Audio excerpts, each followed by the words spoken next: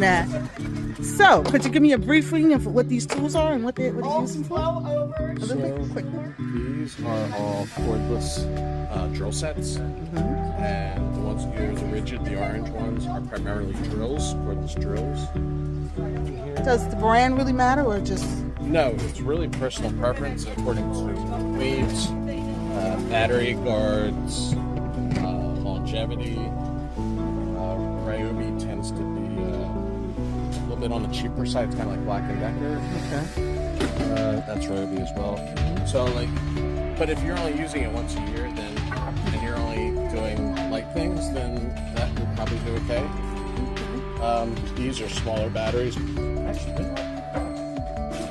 not that far off. So yeah, I want to go through and see what everyone's prior knowledge is, and then hopefully won't take us on the chip. Experience with. So all these tools on these two tables represent cordless tool sets, and they can get as crazy as you can get a multi-kit, which is 2 bags, and you can get a vac system with it, flashlights, grinder. So if you do metal work in between, this is an orbital or articulating saw blade. So you can get as crazy, like if you're doing tile work, you can get tile blades for these. So this, here's your blower. This, don't forget this, the students always love the speaker, that always disappears. That represents probably about $800. Oh, wow.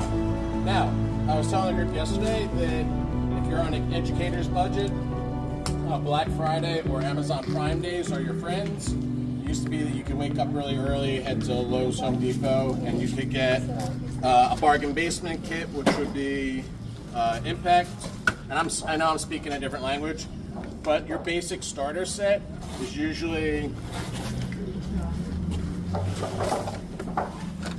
battery charger,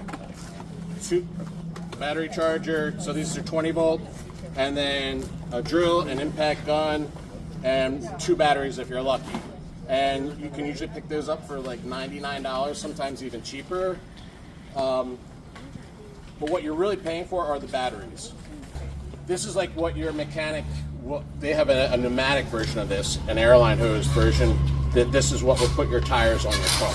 So that's so really torquey, lots of power, whereas this is your traditional drill, and you're using that to put traditional drill bits in it. So a hole boring bit.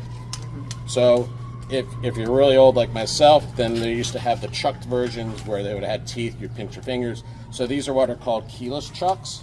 You put one hand here if you're a righty and you spin it. It's the opposite though. Usually righty tighty, lefty loosey. This is lefty tighty, righty loosey. But you'll know because if you try and drill the hole, this thing's going to disappear into the drill and you're like, okay. So those are those sets. Yesterday I figured allow you guys to come up, handle them. It's a matter of weight. Necessarily recommend. This one's pretty, but I guess what I'm trying to say is you really need to, Google's going to be your best friend, Google or YouTube, and look up tools I specifically need for such and such a job, because that, and then I always click on the rating stars, what are the recommendations? If they're not consistently getting 4.5 or 5 stars, I would definitely look at it. I would not go chintz on Ryobi. If you could get this set in Ryobi for $200, I wouldn't. I have had pretty good luck with Harbor Freight. They're the latest contender. I used to be a Craftsman person when Sears was, because they had lifetime warranties. But Craftsman and Sears are no longer.